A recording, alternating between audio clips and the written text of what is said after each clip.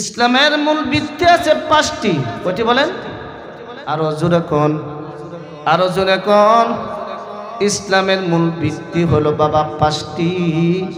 এক নাম্বার হলো কালিমা, যেই কালিমাটুকু পড়ে আমরা আল্লাহর উপর বিশ্বাস করেছি, আমানতু বিল্লাহ লা ইলাহা ইল্লাল্লাহ,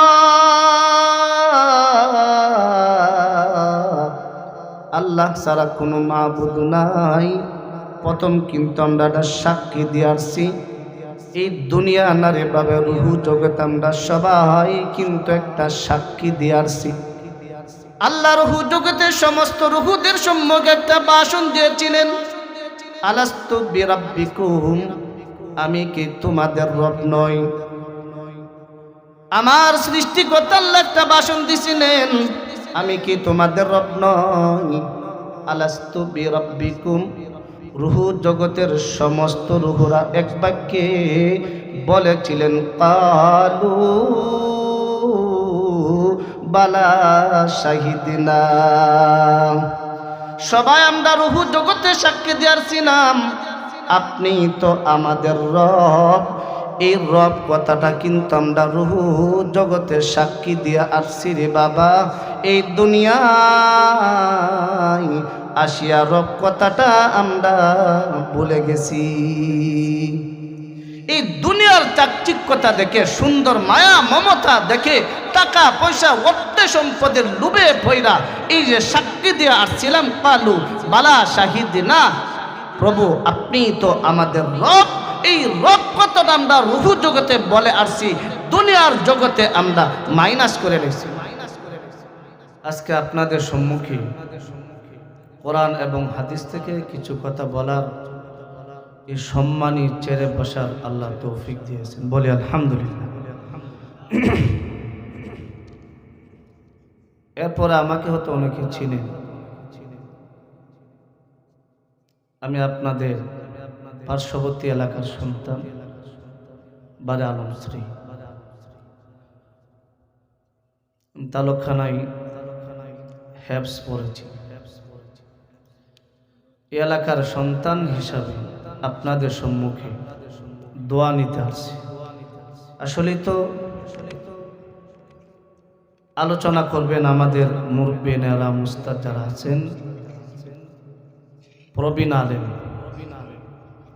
আপনাদের দিলের খোরাক হবে এরকম মুরব্বী আজকের আপনাদের এই ওয়াজের ময়দানে অবস্থান করেছেন, আলহামদুলিল্লাহ।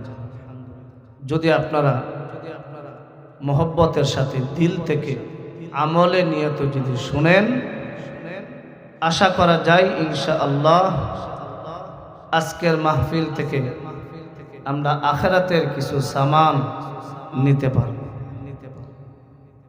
আমার আলোচনার পূর্বে আপনাদেরকে একটু অনুরোধ করতেছি, এটা প্রতি জায়গায় বলা লাগে। গতকাল মাহফিল করেছিলাম বাড়ি কুরসি এলাকা, আলহামদুলিল্লাহ অনেক মানুষ ছিলেন। তো মানুষ তাকে ঠিক, কিন্তু একটা বিষয় আমাদের মাথায় থাকে না, ইসলামে কিন্তু সৌন্দর্য ভালোবাসে। বলেন, ইসলামে কি ভালোবাসে? সৌন্দর্য ভালোবাসে। এর জন্য আল্লাহ কোরআনে 4টে কসম খায় এই কথাটাই বলছেন যে পৃথিবীতে যত মানুষ, যত মাখলুক আল্লাহ পাঠাইছেন, সৃষ্টি করেছেন, আশরাফুল মাখলুকাত, সৃষ্টির সেরা জীব মানুষকে আল্লাহ তাআলা অত্যন্ত সুন্দর কইরা বানাইছে। বলেন আলহামদুলিল্লাহ। সুন্দরটা কি? আজকে যদি বাবা একটা সাপের খেলা হইতো এই জায়গাটা, আমার মনে হয় এলাকার মানুষ আসর পরেই রাতের খাবার খায় নিত। ঘরের মধ্যে চাপ সৃষ্টি করতো, সন্ধ্যার আগে যেন খানাটা রেডি থাকে। কেন? যে জাগা লইতে হইব কে, ঠিক না? এটা হইতো। যাই হোক, আসবে, খাবার খায় আসবে, জরুরত সেরে আসবে। অন্ততপক্ষে আলহামদুলিল্লাহ আমরা যারা বসতে পেরেছি, আমরা একটু এই পাকা জায়গাগুলো পূরণ করি, একটু সামনে আসতে থাকি, একটু জিকির করতে থাকি। লা ইলাহা ইল্লাল্লাহ। পাকাগুলো পূরণ করেন। লা ইলাহা ইল্লাল্লাহ, লা ইলাহা ইল্লাল্লাহ, লা ইলাহা ইল্লাল্লাহ, লা ইলাহা ইল্লাল্লাহ। মোহাম্মতে জোরে জোরে লা ইলাহা, জোরে ইল্লাল্লাহ,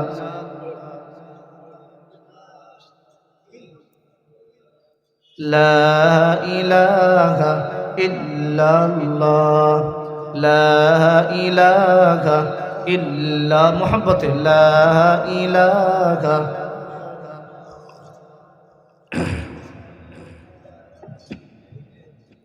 লা ইলাহা ইল্লাল্লাহ।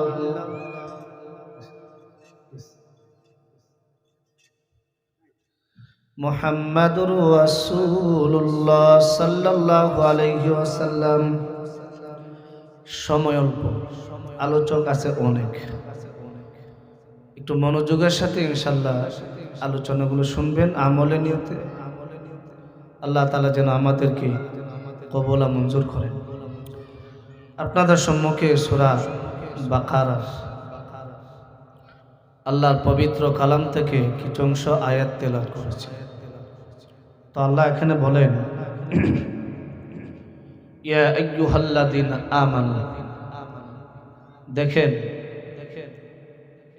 পৃথিবীতে অনেক জাতি আছে, অনেক মাখলুক আছে।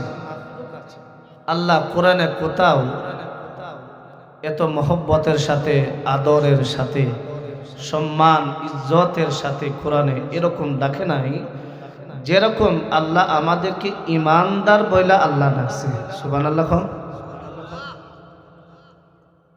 ইমানদার বইলা আল্লাহ ডাকছে, এ আইয়ুহাল্লাযীনা আমানু উদখুলু ফিস সিলমি কাফা। তোমরা পরিপূর্ণভাবে ইসলামের ভিতরে প্রবেশ করো। আগে কথাগুলো বুঝেন, আমি শাব্দিক অর্থ করতেছি। আল্লাহ বলেছেন উদখুলু, তোমরা প্রবেশ করো। কোথায় করবে? ঘরে, শ্বাসতলে না বাজারে? আল্লাহ বলেছেন ফিস সিলমি কাফা। পৃথিবীর কোথাও জায়গাতে বলে নাই, আল্লাহ বলেছেন ইসলামের ভিতরে, পরিপূর্ণভাবে ইসলামের ভিতরে প্রবেশ করো। বলছেন কে? আরো জোরে করো, আরো জোরে করো। জবান দিছে আল্লাহ, আল্লাহর জন্য গাইবেন। দেখেন আবার কিত্তামি কইদা নির্বাচনে লাগে আবার তৈ দেন না যে আওয়াজটা রাখা দেই নির্বাচনে গামুনে।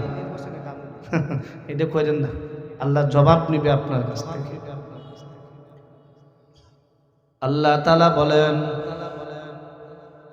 ইয়া আইয়ুহাল্লাযীনা আমানু দুখুলু। ও ঈমানদাররা, তোমরা পরিপূর্ণভাবে ইসলামের ভিতরে প্রবেশ করো। এখন প্রশ্ন করতে পারেন, হুজুর পরিপূর্ণতা বলতে কি বোঝায়? এই পরিপূর্ণতা বোঝার জন্য আপনাদের সম্মুখে আমি একটা এক্সাম্পল,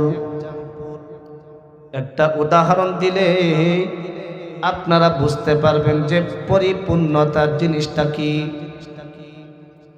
আমাদের আকাবির আশরাফ আলী তানভী রহমাতুল্লাহি আলাইহি অনেক বড় একজন আলেম ছিলেন। শুধু আলেম ছিলেন না, তখনকার যুগের সময়ের প্রতিটা মানুষের দিলের চিকিৎসক ছিলেন। আমরা তো ডাক্তারের কাছে যায় মাথা ব্যথা হইল, আগে এরকম একটা সময় অতিবাহিত হয়েছে। মুরব্বীরা যারা আছেন তারা বুঝেন বা দেখছেন, পেটে ব্যথা, মাথার ব্যথা বা অসুস্থ হইলে ইমাম সাহেবের কাছ থেকে পানি ভরা তেল ভরা আনছে, ফুজারও আনছে, বাস আলহামদুলিল্লাহ ভালো। এখন এই বিশ্বাস নাই, আছে এই বিশ্বাস নাই। বিশ্বাস যত হারাইতেছি, আলেম সমাজ থেকে যত দূরে, তত ইসলাম থেকে আমরা তত দূরে যেতেছি। এটা বাস্তব। একজন নামাজীর সাথে চললে আপনি নামাজি হইবেন, এটা বাস্তব। একজন বেনমাজির সাথে চলবেন, আপনি বেনমাজি হবেন, আপনি নামাজি হতে পারবেন না। আশরাফ আলী থানভী রাহমাতুল্লাহি আলাইহি বলেন, কিছু দুষ্ট ছেলেরা লাঠি নিয়ে হাঁটতেছে রাস্তার মধ্যে, হাঁটতে হাঁটতে এক পর্যায়ে একটা সাপ পাইছেন। আমাদের তবিয়ত হলো সাপ পাইলে কিন্তু মারার জন্য আমরা চেষ্টা করি, বলেন ঠিক কিনা? হ্যাঁ, পাইলে কিন্তু আমাদের মেজাজে এরকম একটা কাজ করে যে সাপ তাড়াতাড়ি মানা হয় আমাকে সুগুল করবে, ধ্বংস করে দিবে। দুষ্ট জেলারা যখন দেখলেন একটা সাপ যাইতেছে, দেখা মাত্র হাতের মধ্যে বড় লাঠি আছে, ওই সাপটাকে মারার জন্য তারা সামনের দিকে অগ্রসর হইতেছে। সাপ তার দুষ্ট ছেলেদের হাত থেকে বাঁচার জন্য সামনের দিকে অগ্রসর। প্রতিটা পানি চেষ্টা করে তার আত্মা জান বাঁচাবার জন্য সবাই কিন্তু চেষ্টা করে দুশ্মনের হাত থেকে কিভাবে বাঁচা যায়। সাপ সামনের দিকে অগ্রসর হইতেছে, দুষ্ট ছেলেরাও সামনের দিকে যায়, উপায় না পায়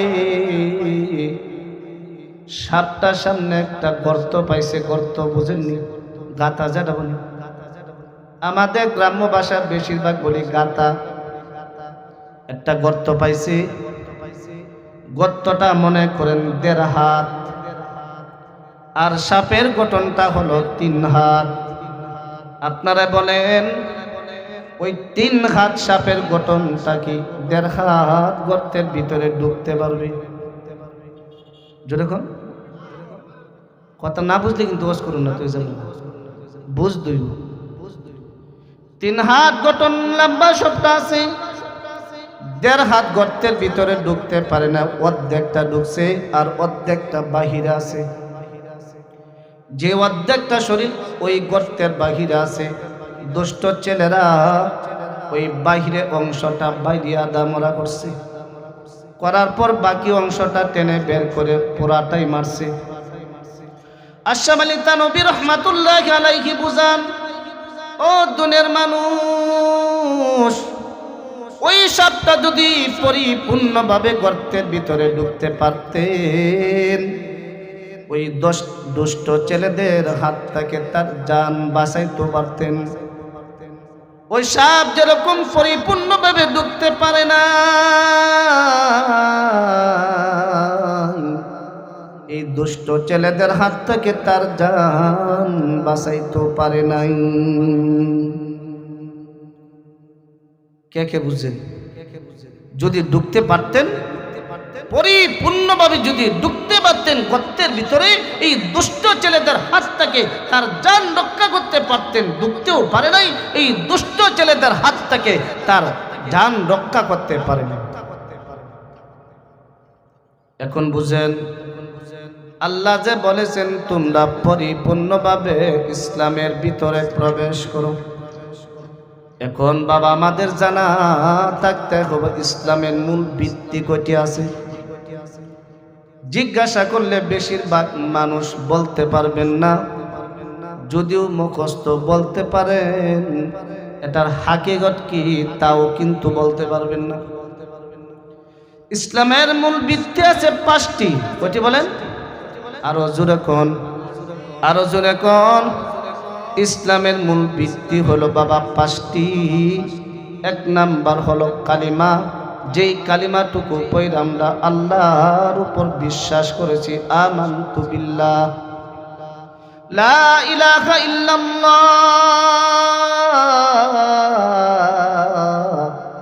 আল্লাহ ছাড়া কোনো মাবুদ নাই। প্রথম কিন্তু আমরা সাক্ষী দিয়েছি, এই দুনিয়া নারে ভাবে রুহু জগৎ আমরা সবাই কিন্তু একটা সাক্ষী দিয়েছি। আল্লাহ রুহু জগতের সমস্ত রুহুদের সম্মুখে একটা ভাষণ দিয়েছিলেন, আলাস্তু বিরাব্বিকুম, আমি কি তোমাদের রব নই?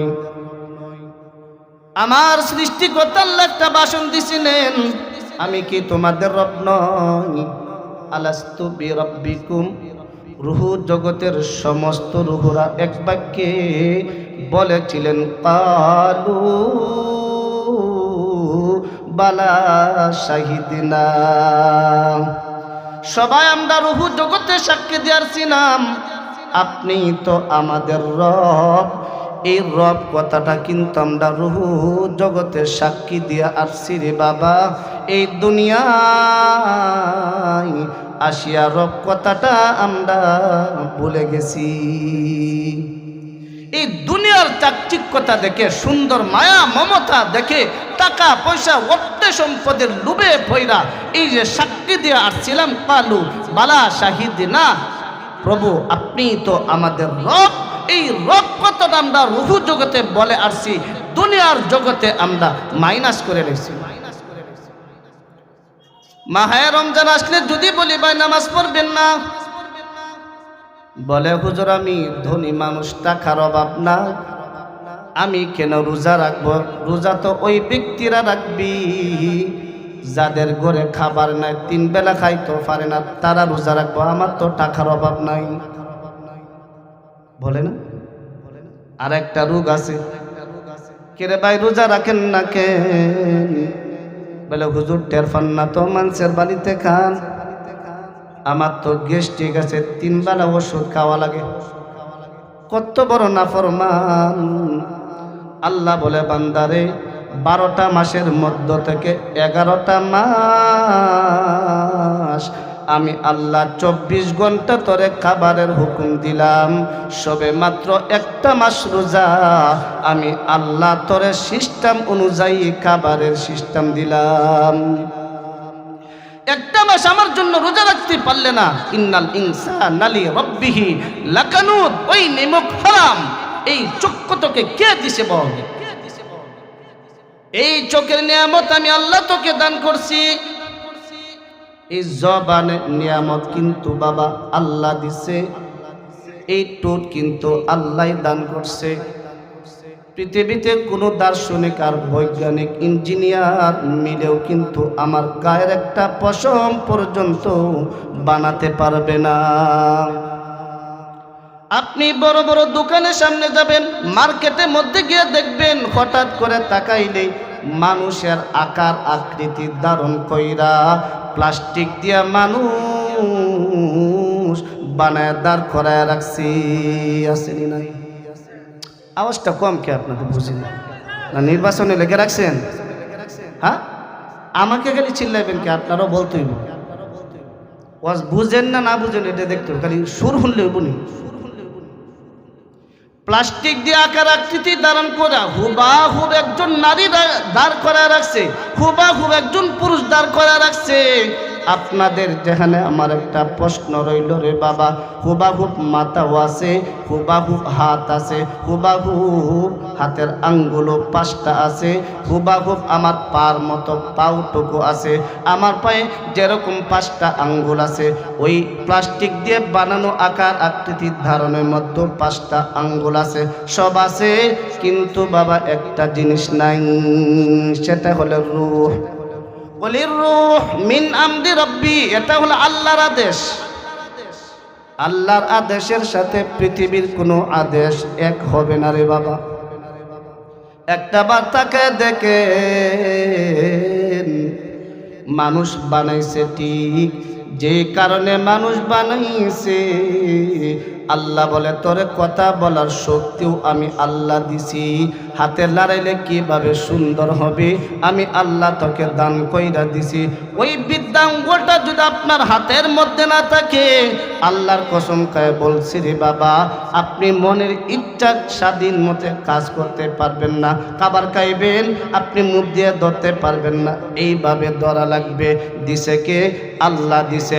বান্দা একটা বার তাকায়া দেখ, পৃথিবীর মধ্যে যত মাখলুক বানাইছি 18,000 মাখলুকাত কম বেশ হতে পারে, সমস্ত মাখলুকাতের ভিতরে আমি আল্লাহ অবয়ব আকার আকৃতি ধারণ কইরা সুন্দর গঠন দিয়ে আমি আল্লাহ একটা মানুষ বানাইছি। ওই মানুষটির নাম হলো ইনসান।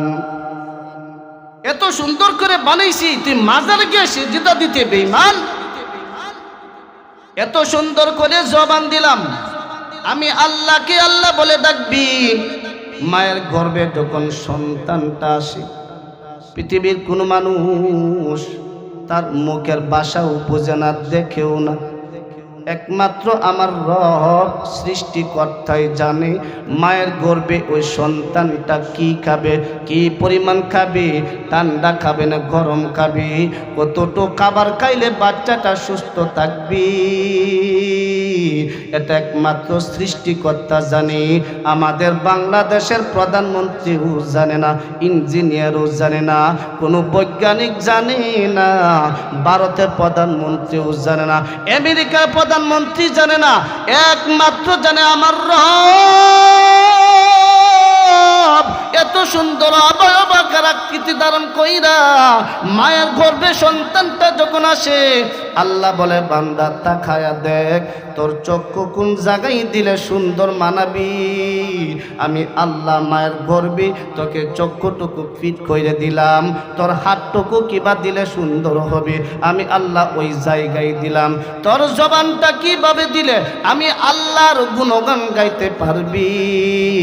মায়ের গর্ভে আমি আল্লাহ তোরে নাপাক কিছু খাওয়াই নাই, কেন জানোস তে বেঈমান, আমি আল্লাহ জবানটা পবিত্র রাখছি। দুনিয়াতে গিয়া সুবহানাল্লাহ বলবি, আমি আল্লাহ খুশি হয়ে যাবো। আলহামদুলিল্লাহ বলবি রে বান্দা, আমি আল্লাহ খুশি হয়ে যাবো। যখন জিকির আজকার করবি, তোর কলবের ভিতরে যখন গুনাহ আসর পরে রে বান্দা, জিকির করতে দেরি হবে, তোর কলবের গুনাহগুলো পরিষ্কার কইরা আমি আল্লাহ তোকে জান্নাতে দিতে দেরি করি না। সুবহানাল্লাহ। আসতে কয়েন, আরো আসতে কন। মরণ তো লাগতোই না, লাগবো? সত্যি সত্যি মরবেন। হারিয়ে যাব একদিন আমি, রব নাই ভুবন চিরদিন। হারিয়ে যাব একদিন আমি, রব নাই ভুবন চিরদিন। ক্ষমা করে দিও তোমরা আমায়, ক্ষমা করে দিও তোমরা আমায়, ভুল করে তাকি যদি কোনো দিন।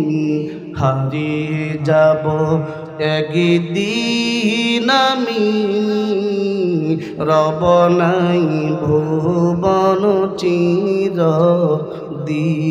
ঠিক ভুবন চিরদিন,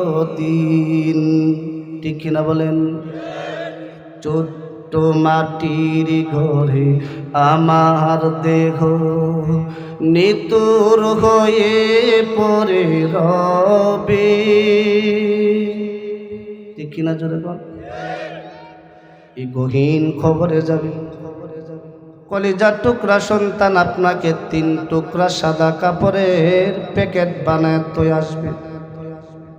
আপনার সন্তানটা যদি দুনিয়াতে নেককার হয়, কোরআন তেলাওয়াত করতে পারে, আশা করা যায় আপনার নেককার সন্তানটা আপনার কবরে পার্শ্বে দাঁড়াইয়া 2টো হাত আল্লাহর কাছে উঁচু করে বলবে, রে মালিক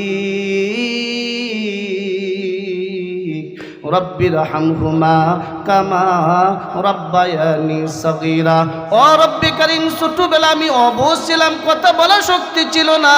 ওই ছোটবেলা যেরকম ভাবে আমার মা আর বাবা স্নেহের কুলে লালিত পালিত করছে, আল্লাহ তোমার কাছে আমার মা বাবাকে সুপর্দ করতেছি।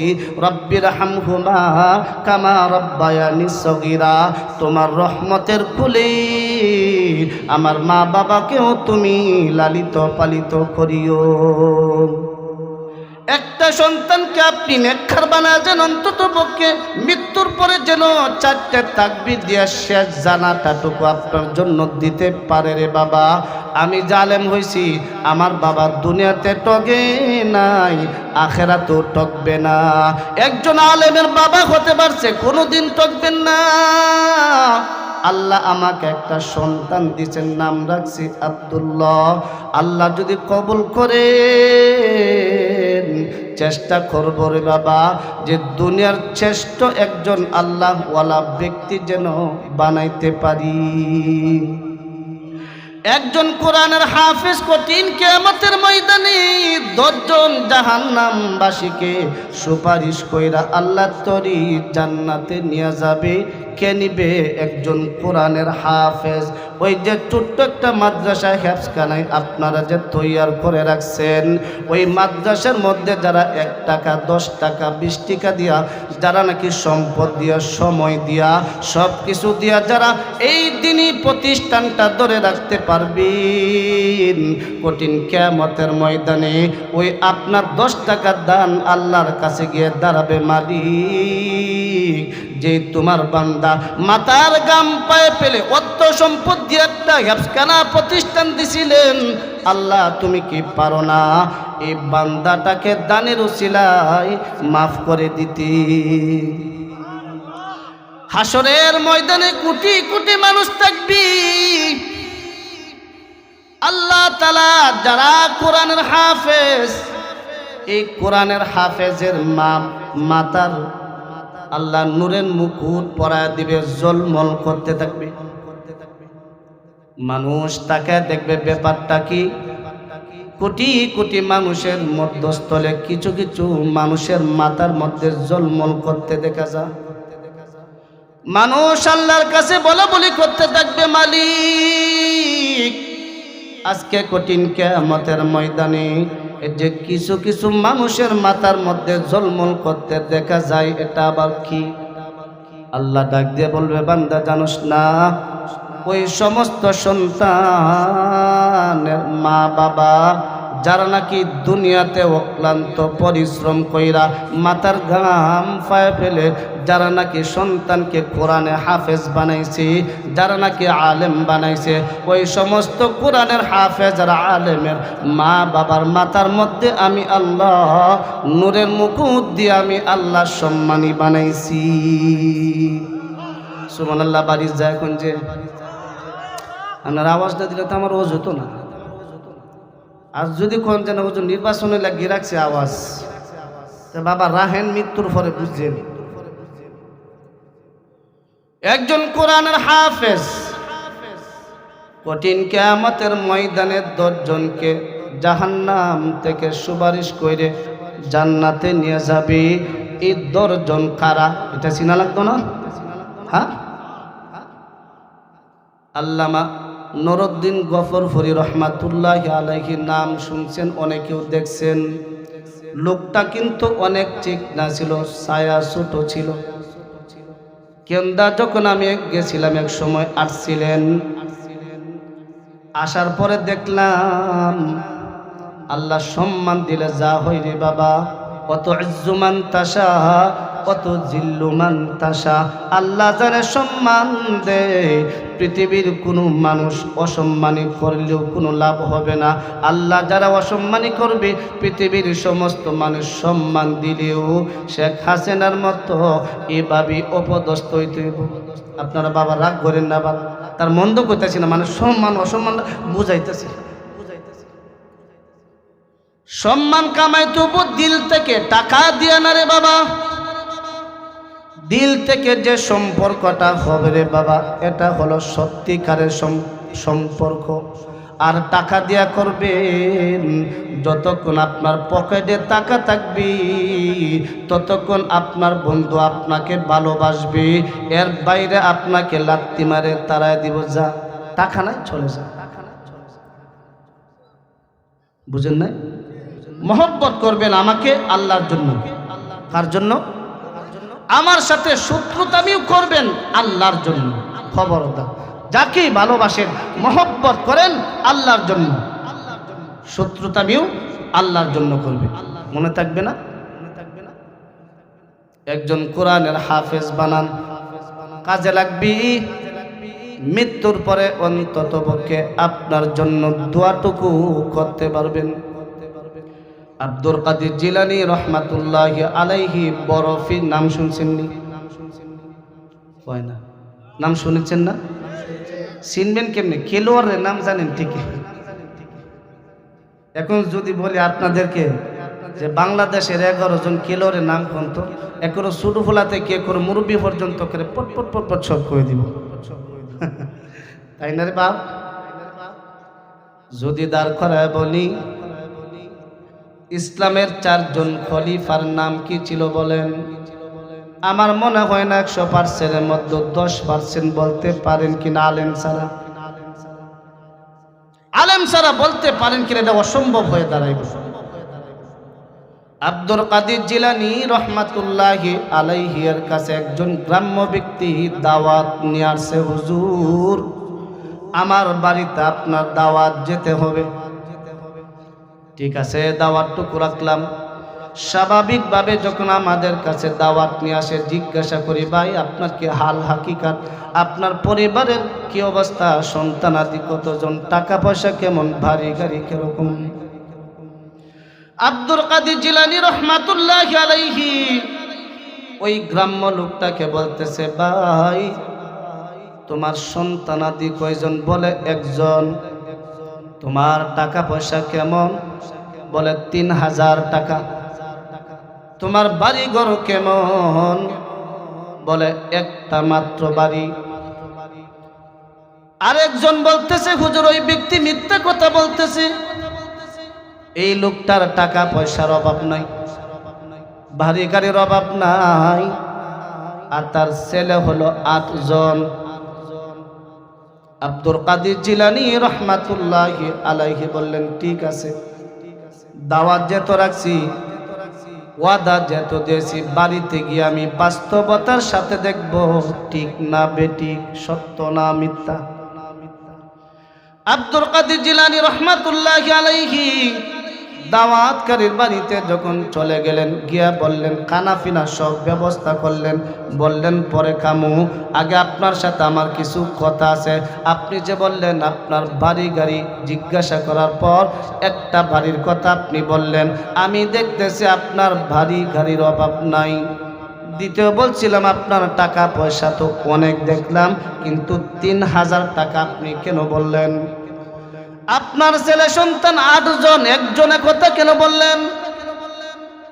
ওই ব্যক্তি এবার নিশ্চুপ হয়ে বলতেছে, হুজুর যেহেতু আমাকে আপনি প্রশ্নই করেছেন, আমি উত্তরটুকু দিয়ে আপনি ঠান্ডা মাথায় শুনেন।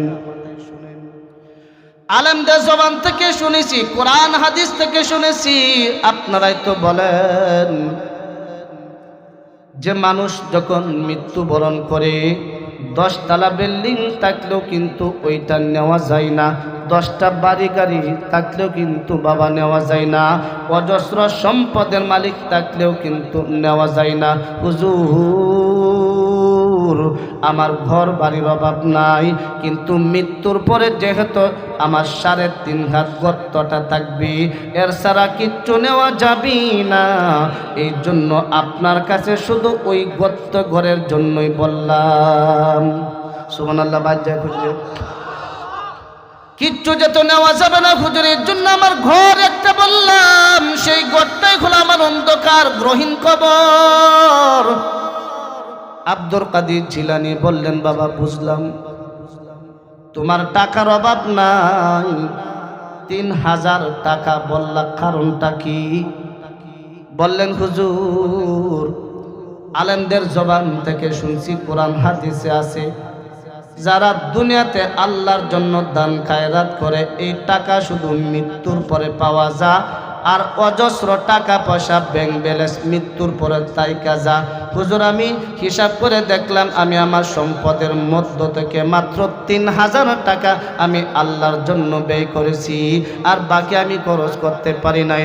হুজুর এখন আপনি বলেন আমি কত টাকা বলবো, যে 3000 টাকা আমি আল্লাহর জন্য দিছি? কোরআন হাদিস যদি সত্য হয়, আমার 3000 টাকা আছে, এটাও সত্য হবে। সুবহানাল্লাহ বললেন। হুজুর বললেন ঠিক আছে, তোমার ছেলে সন্তানের অভাব নাই, একজনের কথা বললা, কারণটা কি? বলে হুজুর আমার 8টা ছেলে সন্তান আছে, ঠিক একটা মাত্র আমার ছেলে আমার কথা শুনে আলেম হয়েছে, বাকি 7টা ছেলে নয়, তারা হলো টেলে। শেষ রাতে নামাজের সময় আমার ওজুর পানিটুকু ব্যবস্থা করে দেই, গোসলের সময় আমার কাপড় চোপড় ব্যবস্থা করে দেই, তাহাজ্জুদের নামাজের সময় হলে আমার পাশে বসিয়া সন্তান আমাকে ডাকতে শুরু করে, বাবা আল্লাহর কুদরতে পায় সেজদা করার সময় হয়ে গেছে, তাহাজ্জুদের সময়, আপনি উঠিয়ে আল্লাহকে খুশি করেন, আমাকে ঘুম থেকে জাগিয়ে দেন, আমাকে ভালো পরামর্শ দেন, আর বাকি ছেলেগুলোর জন্য আমি ঘরে সম্মান নিয়ে থাকতে পারি না। ওই বিচার হারাম সুদের বিচার শুনতে শুনতে আমি এখন বেয়াজ্জতি অবস্থায় আছি। এই যে একটা সন্তান দেখতেছেন, ওই সন্তানের চেহারা দিকে তাকাইয়া শুধু আমি বেঁচে আছি, না হয় কিন্তু আমি আত্মহত্যা করতাম। এই একটা মাত্র আমার সন্তান, বাকি আমার সন্তান নামে কিন্তু একটাও ভালোই নাই। এখন বলেন আপনারাই, যা কিছু ঘটেছে আর বলছে, এই গ্রাম্য লোকটা যা কিছু বলছে সত্য না মিথ্যা? আরো আসতে কোন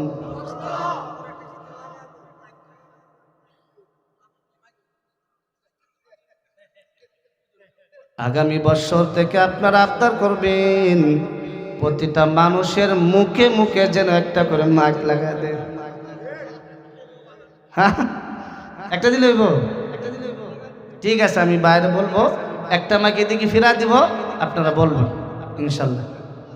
আর যদি ভাই ইমানি পাওয়ার থাকে, 313 জন বদরের যুদ্ধে সাহাবী অজস্র কাফেরদের সম্মুখে লড়াই করছেন, নারায়ে তাকবীর আল্লাহু আকবার দিয়ে যখন ময়দানে লড়ছে, এই অজস্র কাফের বেঈমান ময়দান থেকে পালাতে বাধ্য হয়েছে। এই তো ঠিক ঠিক আমি মাকসারা কইছি, আপনাদের চেয়ে বেশি হয় কিনা? আমি এত কোন সিলেতেছি, আমার কষ্ট হয় না বাপ? আপনারা যদি দোয়া করেন ইনশাল্লাহ কষ্ট হবে, তবে তখনই কষ্ট হবে আমার এই দরদ মাখা কথা যদি আপনারা শোনার পরেও হারাম কাম নামাজ ছেড়ে দেন, তখন আমার দিলে কষ্ট লাগবে। আমি এলাকার সন্তান, আগেই বলছি আমি পার্শ্ববর্তী এলাকার সন্তান, কিন্তু আপনাদের এই গ্রামে আমি লেখাপড়া করে আমি আমার জীবনটা শুরু করছি। যে আমার উস্তাদ, আমার কায়দা থেকে নিয়ে আমার হেফজ করা পর্যন্ত আমার উস্তাদ, এদের মেহনতে আজকে এই সম্মানে চেয়ার পাইছি। কোনো বাহাদুরি না, এটা কোনো বাহাদুরি না, অহংকার না। উস্তাদের দোয়া আছে, মা বাবার দোয়া আছে, আপনাদের দোয়া আছে। বেশ ভালো জায়গায় আপনাদের দোয়ার বরকতে প্রোগ্রাম করি দিনই সাথে, যেন আমি যতটুকু এলেম শিখেছি আল্লাহর কাছে এটা জবাবদিহিতা করতে হবে। 5 প্রকার মানুষ আল্লাহর আদালতে এক চুল পরিমাণ আগাতে পারবে না যতক্ষণ 5টার প্রশ্নের উত্তর দিতে না পারবে। 1 নাম্বার, আপনার জীবনটা, এই যে যৌবন, আমাদের কাল 3টা, যৌবন কাল, বৃদ্ধকাল, শিশুকাল। শিশুকাল তো আমাদের এই যে আজকে যে মাঠে বসছি, আমরা ছোটবেলায় অনেক সময় দেখেছি, এখনো হয়। শিশুকালটা কিন্তু আমাদের খেলায় দোলায় হেলায় চলে যায়, এটা কোনো হিসাব নাই। হিসাব কখন থেকে? যখন একটা পুরুষ একজন নারী শরিয়া ভাষায় যখন বালেগ হয়, তখন থেকেই তার উপর আল্লাহর শরিয়া বিধান অর্পিত হয়। এখন আল্লাহ কিন্তু কোরআনে একটা কথা বলছেন যে নামাজিকে সমস্ত খারাপ কাজ থেকে বিরত রাখবেন। কথা বুঝেন? ইন্নাস সালাতা তানহা আনিল ফাহশাই ওয়াল মুনকার। আল্লাহ কিন্তু বলে দিছেন যে নামাজিকে সমস্ত খারাপ কাজ থেকে বিরত রাখবেন। এখন আমি নামাজ পড়তেছি, সকালবেলা কোদাল নিয়ে অল্লের আইলো আমি খাটতেছি, আমি নামাজও পড়তেছি, আমার গায়ে শক্তি আছে বিদায় দুর্বলদের উপর আমি হাত উঠাইছি। আমি নামাজও পড়তেছি, সুদের খাতায় আমার নামটাও কিন্তু লেখা আছে। আমি নামাজ পড়তেছি, সুদের টাকাও কিন্তু আমি লেনদেন করতেছি রে বাবা। একটাবার চিন্তা করে দুইটা চক্ষু বন্ধ করে দেখেন, আল্লাহর নবী পয়গম্বর আলাইহিমুস সালাতু ওয়াস সালাম ওই নামাজের কথা বলে নাই, বলেছেন সল্লু কামা রাআইতুমুনি উসল্লি। আমি নবী যেইভাবে নামাজ পড়েছি, আমি নবী যেইভাবে সাহাবায়ে কেরামদেরকে নামাজে প্র্যাকটিক্যালে শিক্ষা দিছি, ওইভাবে যদি নামাজ পড়তে পারেন, আল্লাহর কসম করে বলি ওই নামাজ কখনো আপনাকে হারাম কাজে নিবে না। নামাজ পড়ে ঠিক সপ্তাহে একবার মুসল্লি জুমাতে যাই, আর 5 ওয়াক্ত নামাজি যারা আমরা আছি তাও আবার লন্ডভন্ড মুসল্লি। লন্ডভন্ড কেমনা? যদি আপনাদেরকে বলা হয় নামাজের ওয়াজিব 14টি জানেননি? হুজুর এটা তো জানি না। নামাজ ভাঙ্গের কারণ আছে 19টি, ওটি জানেন? হুজুর এটিও তো জানি না। নামাজের বাহিরে এবং ভিতরে 13টা ফরজ, নামাজের বাহিরে 7 ফরজ, ভিতরে 6 ফরজ, এটি জানেন? হুজুর এটিও তো জানি না, কোনোদিন তাবলিগ জামাত গেছি না। ভাইরে আপনার পাওটা আমার দিকে আগায়া দেন, যদি না বুঝেন এরপর পায়ে ধরে আমি আপনাদেরকে বুঝাইতেছি। আল্লাহর কোরআন যদি সত্য হয়, হাদিস যদি সত্য হয় রে বাবা, রাসূলের একটা হাদিস আমি আপনাদের সম্মুখে তেলাওয়াত করে আমি অর্থটা বুঝাইতেছি। নবী আমার বলেন আউয়ালু মা ইউহাসাবু বিহিল আবদু ইয়াউমাল কিয়ামাতিস সালাহ। নবী আমার বলেন উম্মতেরা রে, সর্বপ্রথম কিয়ামতের ময়দানে নামাজের হিসাব হবে। ওরে উম্মত, তোর আমল নামায় যদি নামাজ সহি থাকে, ঠিক থাকে, আল্লাহর জন্য কইরা থাকিস, ওই নামাজের আমলটাই তোকে জান্নাতে নেওয়ার জন্য যথেষ্ট। কারণ প্রকৃত নামাজিওয়ালা সুদ খাবে না, প্রকৃত নামাজিওয়ালা হারাম খাবে না, প্রকৃত একজন নামাজি কোনোদিন মানুষের গায়ে হাত উঠাবে না, প্রকৃত নামাজি কোনোদিন মানুষকে গালাগালিজ করবে না। ওই নামাজটা যদি সহি থাকে, আপনি আমার জন্য জান্নাতে যাওয়া সহজ হবে।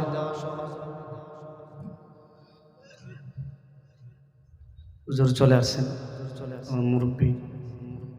আপনাদের কাছে দোয়া চাই, আল্লাহ তাআলা যেন আমাকে আমল করার তৌফিক দান করেন। আসসালামু আলাইকুম।